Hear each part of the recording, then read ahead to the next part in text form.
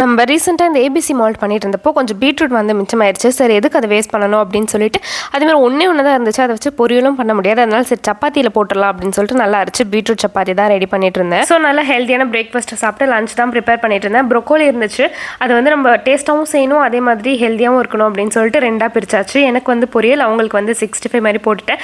ஏன்னா இந்த பொரியல்லாம் பண்ணால் எங்கேருந்து அவங்களுக்கு வந்து பிடிக்காம போகும்னு தெரியல. 2 மணி நேரம் வச்சிருப்பாங்க தட்லி, ஆனால் அது அப்படியே தான் இருக்கும். அதனால சரி போனால் போகுதுன்னு சொல்லிட்டு கொஞ்சம் 65 பண்ணி கொடுத்துட்டு நானும் கொஞ்சம் அதுலேருந்து சுட்டுட்டேன். ரம்ஜான்னாலே நிறைய விஷயங்கள் வந்து ஸ்பெஷலாக இருக்கும். அதில் நமக்கு வந்து இஃப்தார் பாக்ஸ்னால் ரொம்ப ஸ்பெஷல் இல்லையா? அதில் வந்து நான் ஒரே ஒரு இஃப்தார் பாக்ஸ் தான் ரீசெண்டாக ட்ரை பண்ணியிருந்தேன் காப்பர் கிச்சன்லேருந்து. அதுக்கப்புறம் எதுவுமே ட்ரை பண்ணல. ஏன்னா இங்கே மணடி ஸ்ட்ரீட்டில் வந்து நல்லாயிருக்கும் அப்படின்னு சொல்லிட்டு நிறைய பேர் வீடியோஸ் போட்டிருந்தாங்க. ஆனால் இந்த இயர் போகவே முடியல. நெக்ஸ்ட் டே தான் கண்டிப்பாக ட்ரை பண்ணேன். அதுக்கப்புறம் இந்த நான்ஸ்டிக் பேன் வந்து யூஸ் பண்ணாதீங்க அப்படின்னு சொல்லிட்டு சில பேர் வந்து கமெண்ட்டில் போட்டிருந்தீங்க. எனக்கு புரியுது, அது வந்து யூஸ் பண்ணக்கூடாது, ஹெல்த்துக்கு நல்லது இல்லைன்னு சொல்லிட்டு. வீட்டில் மொத்தமே 2 கடை தான் இருக்கிறதுனால அதை தான் மாற்றி மாற்றி யூஸ் பண்ண வேண்டியதாக இருக்குது. உங்களுக்கு ஏதாவது நல்ல பிராண்ட் டிஸ்கவுண்ட்டில் தெரிஞ்சுதான் மறக்காமல் கமெண்ட் பண்ணுங்கள். நான் வாங்கி ட்ரை பண்ணுறேன்.